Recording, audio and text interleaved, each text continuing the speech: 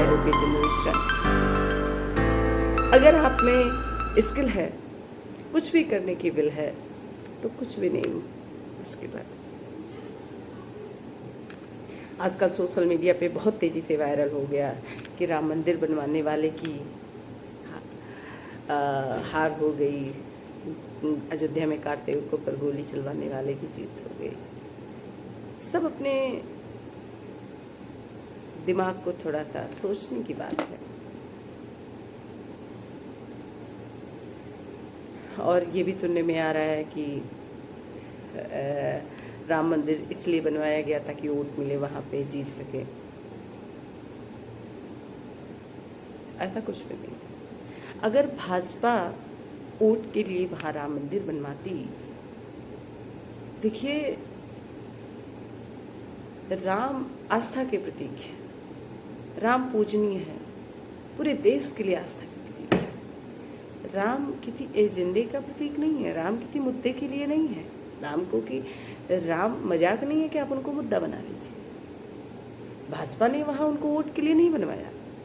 भाजपा तो सब जानते हैं, जो करती है वो मुमकिन, जो बोलती है वो मुमकिन होता है, जो करती है वो मुमकिन होता है।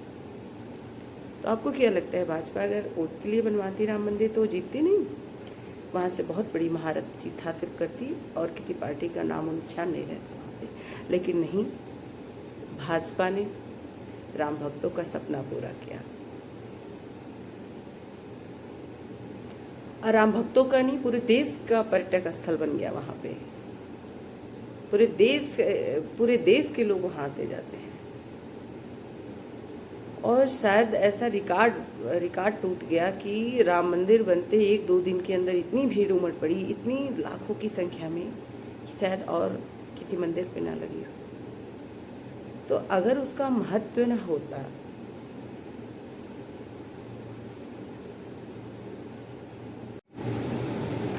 देखिए दुख इस बात की नहीं है कि अयोध्या में भाजपा की सीट नहीं बनी। कार्तिकों पर गोली चलाएगी, उस सरकार की जीत हो गई। दुख तो इस बात का है कि जिन विरोधियों ने राम को राम होने का सबूत मांग लिया, प्रमाण मांग लिया कि यहाँ राम थे या नहीं, उसी के चक्कर में उन्हें कोर्ट कचहरी कटवा दिया, ऐसे विरोधियों को अयोध्या में बहुत बड़ी जीत हासिल है। युवा पीढ़ी बहुत चिल्ला रही है कि राम मंदिर बनवाए फिर भी नहीं जीत पाए। मूर्ख मत बनो, ये सोचो। देखो बिच्छू तो आप लोग जानते होंगे, एक होता है गोजर के 100 पैर होते हैं, एक टूट जाए ना उसका कुछ नहीं बिगड़ता। कहने का मतलब कि मोदी अगर अयोध्या में एक सीट भाजपा की नहीं बन पाई, लेकिन भाजपा तो केंद्र में अपनी सरकार बना रही है ना। किस बात की खुशी मना रहे हो? तुम तो अपनी सरकार नहीं बना रहे हो। जो विरोधी हैं, तो विरोधी हैं, अपनी सरकार तो नहीं बन रही उनकी, भाजपा की बन रही है ना। इसलिए थोड़े युवा वर्ग तो शिक्षित हो ही रहा, और शिक्षा की ज़रूरत है। मैं तो ईश्वर से यही प्रार्थना करती हूँ कि युवा पीढ़ी को सारे तो नहीं बन सकते, लेकिन कुछ को भी विवेकानंद बनना पड़ेगा, तभी ये देश सुखद और मरकंद हो पाएगा, तभी अच्छे और बुरे की ज्ञान आ पाएगी। कथानक व्याकरण समझे तो सुरक्षित छंद हो जाए, कथानक व्याकरण अगर समझे तो सुरक्षित छंद हो जाए, हमारे देश फिर से सुखद मरकंद हो जाए, हमारे देश फिर से सुखद मरकंद हो जाए। मेरे ईश्वर मेरे दाता, ये नादान तुझसे यही चाहती है कि युवा पीढ़ी संभल कर फिर से विवेकानंद हो जाए, ताकि युवा पीढ़ी में अच्छे और बुरे का ज्ञान हो पाए। आप कह रहे हो कि राम मंदिर बनवाए, थोड़ा गरीबों में बांट दिए होते तो शायद गरीबों की रोजी रोटी चलती। अच्छा, राम मंदिर बना तो गरीब तो इतना पढ़ा लिखा है नहीं कि उसको सरकारी नौकरी दे दिया जाए या उसको कोई रोजगार दे दिया जाए। राम मंदिर बना, वहाँ इतने देश विदेश के लोग आते जाते हैं।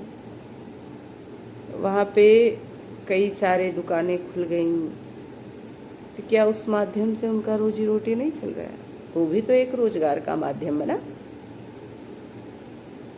लेकिन अपनी अपनी सोच की बात होती है।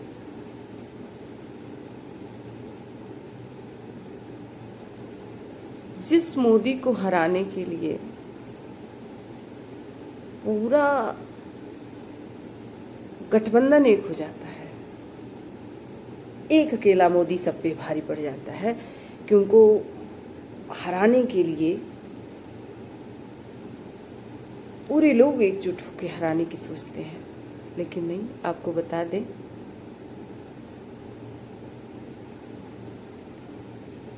कि मुद्दे दौरे को भी फौलाद बनाने वाले, मुद्दा दौरे को भी फौलाद बनाने वाले, अपने आंसू को भी हथियार बनाने वाले, मुद्दा दौरे को भी फौलाद बनाने वाले, अपने आंसू को भी हथियार बनाने वाले हमको बेकार समझते हैं सियासतदान। मगर हमारे पीछे मत पड़ो, हमारे पीछे मत पड़ो, क्योंकि हम ही है इस मुल्क की सरकार बनाने वाले। अच्छा, पीछे पड़ने से कोई किसी को हरा सकता है क्या? ये और लोग सत्ता में क्यों नहीं आ रहे हैं और पार्टियां क्यों नहीं आ पा रही हैं? क्योंकि वो केवल उनका टारगेट यही होता है कि मोदी को हराना है। ये टारगेट लेके जीतते कि हमको जीतना है, हमको सत्ता में आना है, तो शायद वो आ जाते हैं। अब देखो, भाजपा अयोध्या में सीट नहीं मिली, हार हो गई वहाँ के कैंडिडेट की, लेकिन फिर भी भाजपा की क्या सोच है? क्या हार में, क्या जीत में, किंचित नहीं भयभीत में, कर्तव्य पथ पर जो मिला यह भी सही वह भी सही, वरदान मांगूंगा नहीं पर कुछ हार मानूंगा नहीं।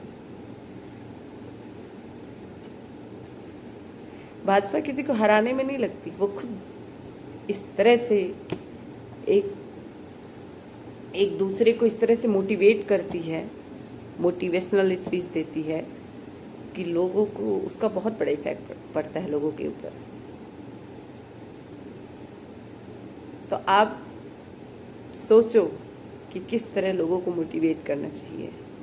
अदर पार्टियों के लिए मैसेज है, ये मत सोचिए कि किस तरह हम मोदी को हरा दें। सत्ता में आने के लिए बहुत दिमाग लगाना पड़ता है जो मोदी जी में है। अगर उनमें कोई बात ना होती तो इतनी पार्टियां एकजुट होकर उनको हराने में नहीं लगती।